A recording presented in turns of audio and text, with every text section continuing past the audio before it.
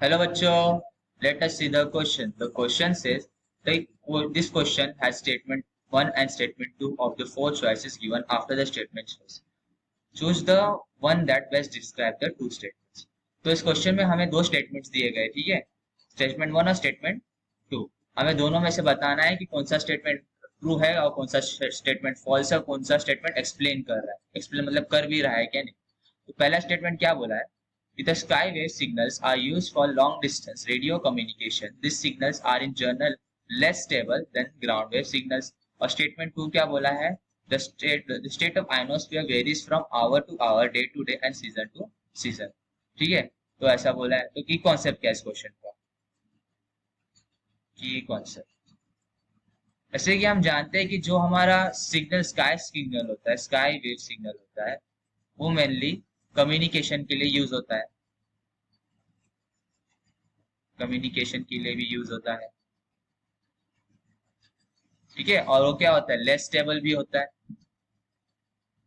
Less stable then किसके compare में, ground wave signals के कंपेयर में ये होता है, लेस स्टेबल होता है, स्टेबल एस,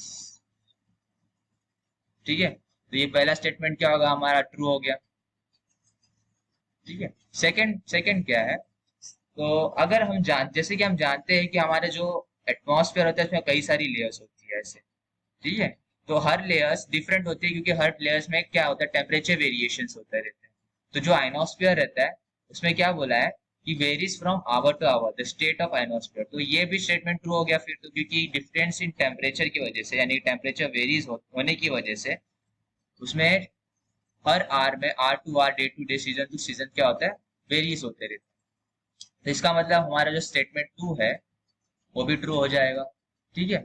अभी क्वेश्चन को अगर मैच करें अपने ऑप्शंस के साथ, तो स्टेटमेंट 1 इज ट्रू, यस ये राइट है, स्टेटमेंट 2 इज ट्रू, ये भी राइट है, और statement 2 is the correct explanation of statement 1। ये देखा जाए तो मेरा स्टेटमेंट 1 और 2 में कोई रिलेशन नहीं बैठ रहा, भले ही दोनों स्टेटमेंट्स ट्रू है बट उसमें कोई रिलेशन नहीं बैठ रहा, तो इसका मतलब मेरा ऑप्शन ए तो क्या हो गया, गलत हो गया। स्टेटमेंट अगर ऑप्शन 2 देखा जाए तो statement 1 is true, statement 2 is true और statement 2 is not the correct explanation of statement 1, तो ये ऑप्शन राइट है। तो मेरा इस क्वेश्चन का ऑप्शन आंसर हो जाएगा option number B. Hope you understand this question, best of luck, thank you.